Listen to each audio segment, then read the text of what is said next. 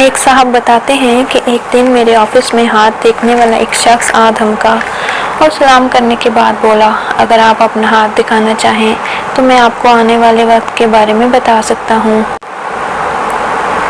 کیونکہ میں علم نجوم اور پامسٹری پر یقین نہیں رکھتا، اس لیے سختی سے کہہ دیا کہ نہیں بھائی، آپ کا شکریہ، مجھے ہاتھ نہیں دکھانا۔ میری بات سن کے انہوں نے فوراً اپنی جیب سے ایک کاغذ نکالا جس پہ مختلف جانوروں کی شکلیں بنی ہوئی تھی۔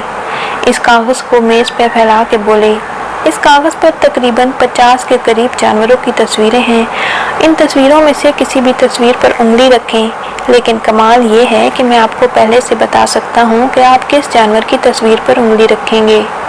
یہ کہہ کر انہوں نے کاغذ کے ایک ٹکڑے پر کچھ لکھا اور اسے تہ لگا کر مجھے تھما دیا کہ یہ اپنے پاس رکھیں۔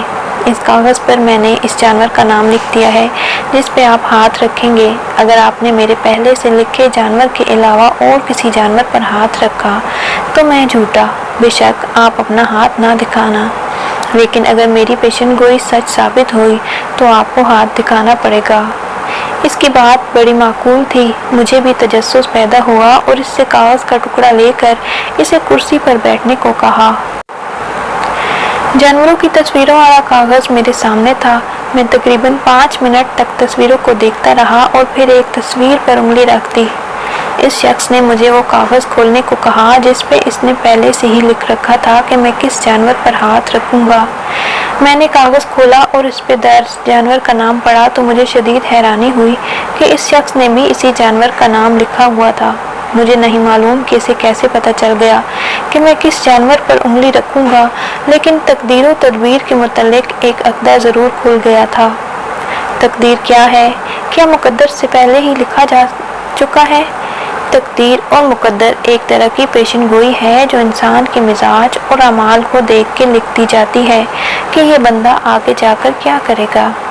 جیسے اس پامسٹ نے مجھے دیکھ کے پہلے سے ہی اندازہ لگا لیا تھا کہ میں فلاں جانور کو پسند کروں گا، کیونکہ وہ خالق عظیم ہے، اپنی مخلوق کے بارے میں پہلے سے ہی سب جانتا ہے کہ کون کیا کرے گا۔